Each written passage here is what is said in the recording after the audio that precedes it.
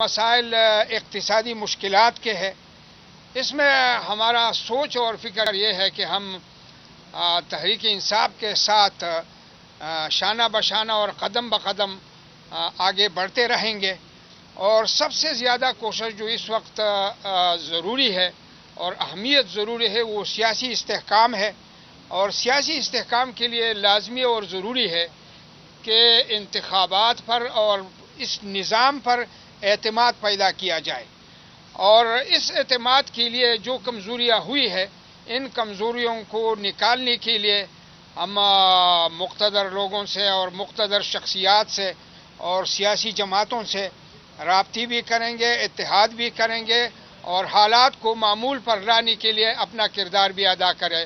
میں اس موقع پر تحریک انصاف کے اس انتہائی باعزت وفد کا شکریہ بھی ادا کرتا ہوں، اور اس کا احسان مند ہوں کہ انہوں نے حالات میں رابطہ جمعیت علماء اسلام کو اعتماد میں لیا اور آگے سفر کے لیے اتفاق اور اتحاد کا مظاہرہ کیا۔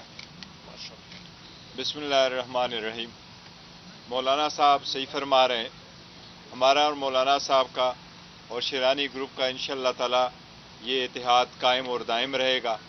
مولانا صاحب نے ٹف سچویشن میں ہمیں سپورٹ کیا تھا۔ مولانا صاحب صحیح فرما رہے ہیں، انہیں 7 سے الیکشن لڑ رہے تھے، ہمارے ریکویسٹ پہ یہ دستبردار ہو گئے تھے اور ہمارے کینڈیڈیٹ کو سپورٹ کیا تھا۔ ہم الیکشن سے پہلے بھی رابطوں میں تھے، آج بھی ہم ان کی طرف آئے، اس کا ہم نے شکریہ ادا کیا ہے، اور دونوں نے یہ عزم کیا ہے کہ انشاءاللہ تعالی اپنے رابطے ہم جاری رکھیں گے، اور ہم سب اس بات پہ متفق ہے کہ پاکستان ہمارا ہے، یہ جمہوریت چلتی رہنی چاہیے، پارلیمان کے لیے، جمہوریت کے لیے، آگے بڑھنے کے لیے، اور ملک کی اکانومی کو اور یہ حالات درست کرنے کے لیے انشاءاللہ تعالی آگے بڑھیں گے۔ ساتھ ساتھ ہم نے ان کو جو ریگنگ ہوئی ہے اور جس انداز سے ہوئی ہے، جو ہم سارے سمجھتے ہیں یہ جمہوریت کے لیے نقصان دہ ہے، یہ نہ صرف یہ کہ اس الیکشن میں جو ہوا ہے وہ ختم ہو اور ہمارا مینڈیٹ ریسٹور ہو، بلکہ ہم کہتے ہیں اس کی تدارک کیا جائے، فیوچر میں بھی کبھی ایسا وقوع نہ ہو۔ اس پہ بھی ہم نے اتفاق کیا ہوا کہ ہم اکٹھا اسٹرگل کریں گے انشاءاللہ تعالیٰ، اور جاری ساری رکھیں گے اس کو۔ اسد کیسر صاحب اگر کچھ اسپیکر صاحب۔ میں صرف اس موقع پہ یہ کہنا چاہتا ہوں، جیسا آپ کو پتہ ہے کہ ہم وہ تمام پولیٹیکل پارٹیز کو انگیج کر رہے ہیں جس کی اس الیکشن کے اوپر کنسرن ہے، جس کی ریزرویشنز ہے اس کے اوپر، اور اس وقت یہ الیکشن جو ہے نا پہلا الیکشن ہے کہ اتنا بہت زیادہ کنٹروورشل ہو گیا ہے۔ اس وقت بلوچستان میں جو ہے نا پوری بلوچستان احتجاج پہ ہے، سندھ میں بہت بڑے احتجاج ہو رہے ہیں، اور پنجاب میں اور KPK میں، خاص کر جو ہمارے پشاور میں جو سیٹیں چھینی گئی ہے، کراچی میں یا لاہور میں، اور جو کمشنر راولپنڈی نے جو انکشافات کیے ہیں، اس کے بعد تو یہ بالکل واضح ہو گئی ہے کہ کتنی بڑی ریگنگ ہو گئی ہے۔ ہمارا مطالبہ بالکل سمپل ہے، فارم 45 جو کہ ایک قانونی ڈاکومنٹس ہیں جس کے بارے میں جو کہ ان حکومت کے اپنی ایک پروسیجر اس کے مطابق ہے، قانون کے مطابق ہے۔ ہمارا مطالبہ یہ ہے کہ فارم 45 کے مطابق جو نتائج ہے، جس کا مینڈیٹ ہے، جس پارٹی کا بھی ہے، اس کو مینڈیٹ تسلیم کیا جائے، اور میں چیف جسٹس سے مطالبہ کروں گا، اور ہماری پارٹی مطالبہ کرتی ہے کہ جو کمشنر نے الزامات لگائے ہیں یا انہوں نے جو انکشافات کیے ہیں اس کے اوپر جوڈیشل انکوائری کی جائے۔ انشاءاللہ اس کے بعد ہم پروگرام بنا رہے ہیں، محمود خان چکزئی سے بھی میری بات ہوئی ہے، اور GDA کے ساتھ بھی ہم نے رابطہ کیا ہے۔ انشاءاللہ کراچی بھی جائیں گے، کوئٹہ بھی جائیں گے۔ ہم کسی بھی صورت میں یہ کسی کو اختیار نہیں دیتی کہ وہ بند کمروں میں فیصلے کرے، یہ فیصلے آئین اور قانون یہ عوام کو دیتی ہے، یہ کنسٹیٹیوشنل رائٹ ہے عوام کی، جس کو وہ مینڈیٹ دے اسی کا اختیار ہے کہ وہ ملک کی نمائندگی کرے۔ عمر ایوب صاحب جو ہے نا ہمارے پرائم منسٹر عہدے کے لیے نامزد وزیر اعظم کے لیے جو ہمارا کینڈیڈیٹ ہے، ہم سب سے بڑی پارٹی PTI اس وقت، رشید صاحب نے ایکسپلین کیا کہ تقریباً 180 سے زیادہ ہماری سیٹیں ہیں، ہم سے ہمارا نشان چھینا گیا، جو ہماری ریزرو سیٹیں ہیں اس کے لیے جو ہے نا ایک منصوبہ بندی کے تحت ہم سے نشان چھینا گیا۔ 2/3 میجارٹی ہماری بنتی ہے۔ اگر کوئی اور وزیر اعظم بنتا ہے اور کوئی اور اس پوزیشن پہ آتا ہے تو وہ جعلی وزیر اعظم ہوگا۔ کسی بھی صورت میں ایک جعلی وزیر اعظم، ایک جعلی مینڈیٹ والی حکومت ملک کے مسائل حل نہیں کر سکتے، جو اس وقت ملک کی اکانومی کے مسائل ہے، جو انٹرنیشنل لیول پہ جو ہے نا اپنا نقطہ نظر پیش کرنا ہے، تو انشاءاللہ تعالی مجھے امید ہے عدالتوں سے، اب بھی ہم توقع رکھے ہیں کہ جو ہمارے کیسز صرف عدالت میں جا رہے ہیں، ہم امید رکھتے ہیں کہ ہمیں اپنا حق ملے گا اور پاکستان کی نمائندگی وہ کریں گے جس کو عوام نے مینڈیٹ دیا ہے۔ مجھے امید ہے عمر ایوب صاحب جو ہے نا انشاءاللہ آئندہ اس ملک کے وزیر اعظم بنیں گے۔ عمر ایوب صاحب۔ بہت شکریہ جی۔ بسم اللہ الرحمن الرحیم۔ سب سے پہلے تو میں جمعیت علماء اسلام کے اپنے آج میزبانان کا، مولانا صاحب کا، شیرانی صاحب ابھی یہاں پہ موجود نہیں ہیں، ہمارے بزرگ ہیں، ان ساروں کا میں شکریہ ادا کرتا ہوں۔ انہوں نے ہمیشہ دل کھول کے ہمارا استقبال کیا ہے، خوش آمدید کہا ہے۔ میرے مرحوم والد صاحب اور گور ایوب خان صاحب کا اور شیرانی صاحب کا بہت درینہ ساتھ بھی رہا ہے، اسمبلی میں اکٹھے تھے، تو ہمارا بڑا ایک احترام کا رشتہ ہے۔ اس کے ساتھ ساتھ میں یہاں پہ یہ کہتا چلوں کہ ہمارے قائد جناب عمران خان صاحب کا اور شیرانی صاحب کا نہایت ایک احترام کا رشتہ ہے، اور ہمیشہ میرے قائد عمران خان صاحب نے یہ انسٹرکشنز دی ہیں کہ مولانا شیرانی صاحب کو ہمیشہ عزت دینی ہے اور احترام کے ساتھ ان کے ساتھ ڈیلنگ کرنی ہے۔ ہم لوگ مشکور ہیں کہ انہوں نے دل کے دروازے کھولے، اور آج بھی ہم لوگ اکٹھے کیوں ہوتے ہیں؟ کیونکہ ہم لوگ محب وطن ساتھی ہیں، ہم لوگوں نے اس ملک کے لیے قربانیاں دی ہیں اور دیتے رہیں گے۔ اس وقت سب سے اہم چیز ہے پاکستان کے لیے کہ ہماری معیشت مضبوط ہو، اور معیشت تب مضبوط ہوگی کہ وزیر اعظم ہاؤس میں ایک مضبوط وزیر اعظم اور ایک مضبوط پارٹی کا وزیر اعظم آئے، نہ کہ 40 سیٹوں کا ریگڈ الیکشن کی بیساکھیوں پہ چلتا ہوا ایک وزیر اعظم آئے جس کی کوئی حیثیت نہ ہو، جس کی کوئی سنے نہ، وہ فیصلے نہیں کر سکے گا۔ لہذا یہ وقت کا تقاضا ہے کہ پاکستان کی عوام کو اس وقت ایک مضبوط حکومت چاہیے جو کہ پاکستان تحریک انصاف ہی دے سکتی ہے۔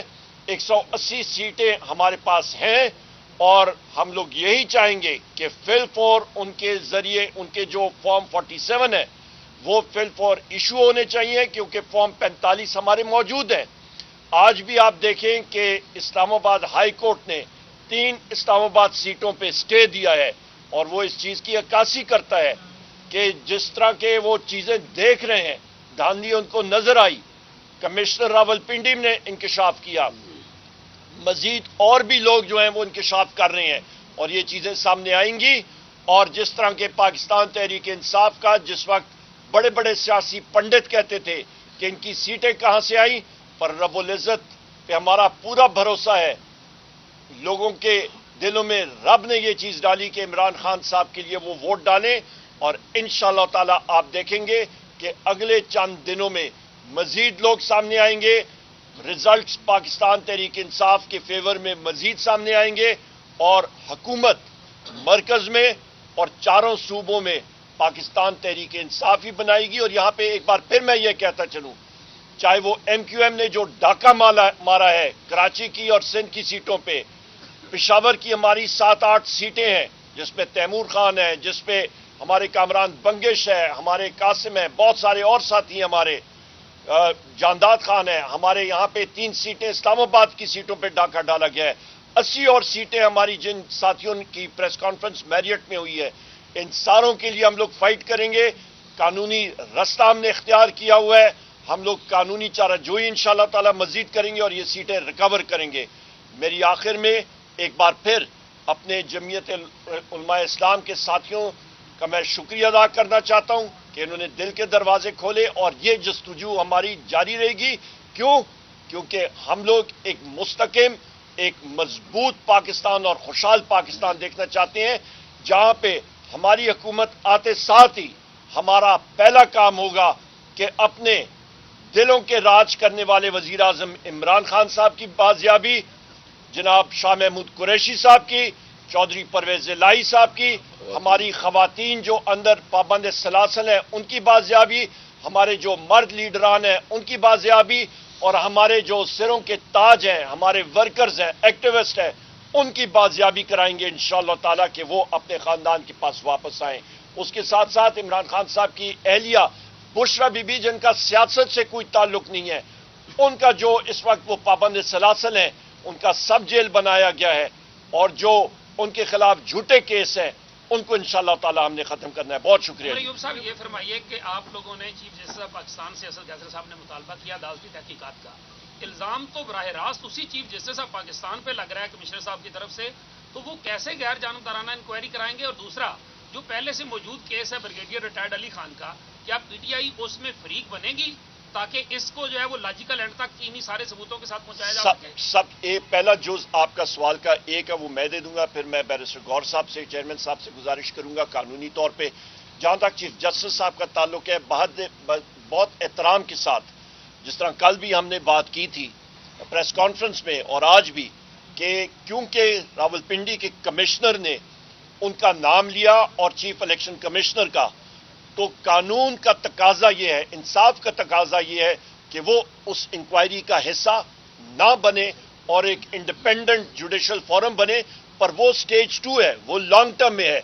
इमीडिएट टर्म में हमारा ये है कि हमारे जो साथी जिनके खिलाफ ये रिगिंग का शवाहिद सामने आए हैं, ये फिल फॉर फॉर्म 45 की बुनियाद पे नया फॉर्म 47 बने और उनको रिटर्न कैंडिडेट डिक्लेयर किया जाए।